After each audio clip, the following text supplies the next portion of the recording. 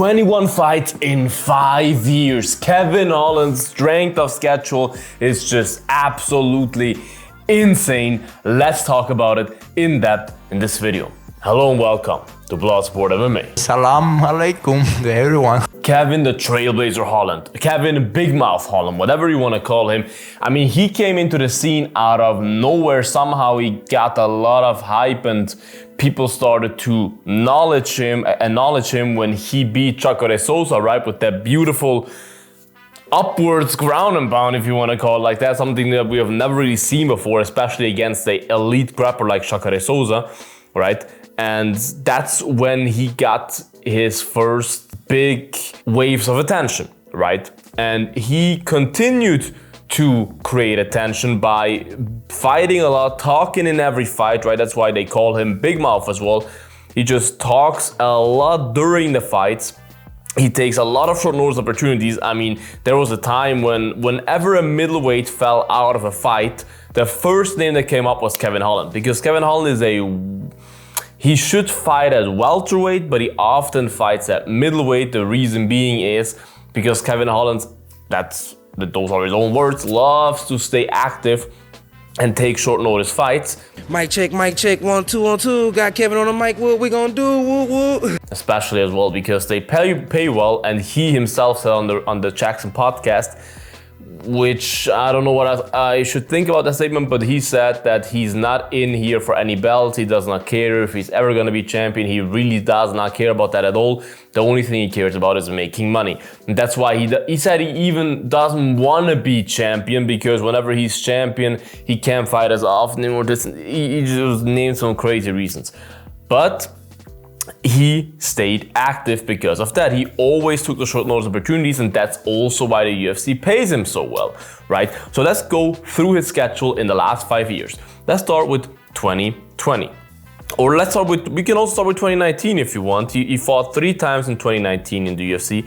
In 2020, he fought 5 times. He was Fighter of the Year as well in 2020. I mean, he beat guys like Fluffy Hernandez, Joaquin Buckley, Darren Stewart, Charlie Ontiveros, and Chacare Souza, all in 1 year, which is crazy, right? Oh my God, this is crazy. In 2021, he fought 3 times. 1 time he got the headbutt. He got knocked out by a headbutt, which was overturned, obviously, to a no contest.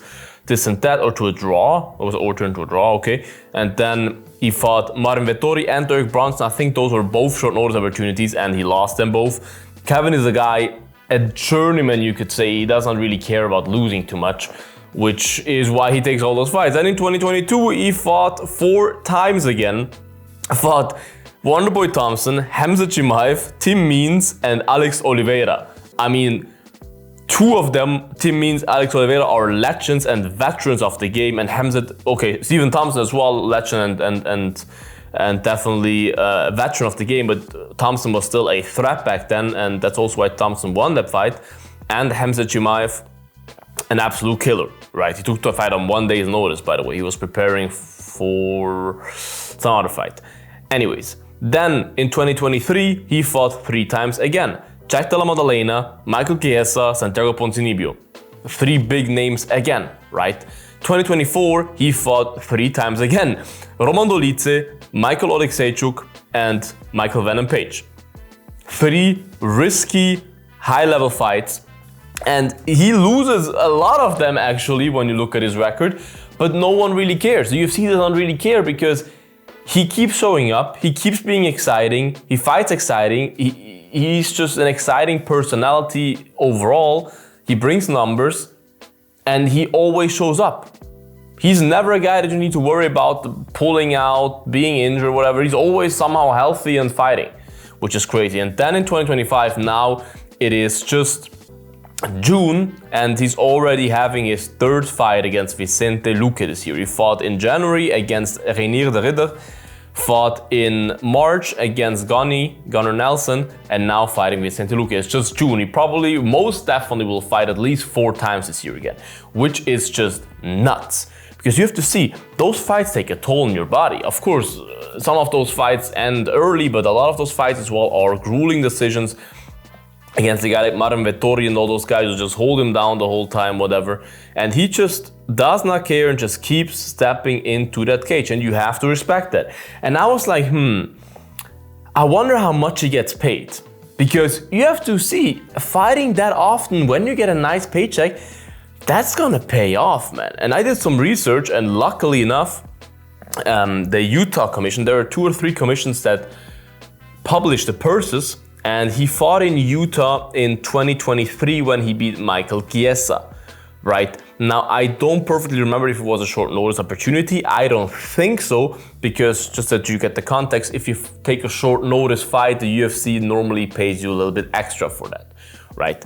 But in that fight alone, against Michael Chiesa, he took home $356,000. I think he got a bonus, so $50K bonus, which would mean he earns, if he wins his fight, he might be, I don't know if he's on a, I once heard him saying that he's not on that win money contract, because some fighters are on show money contract with like, they get $50K to show up and $50K add on if they win.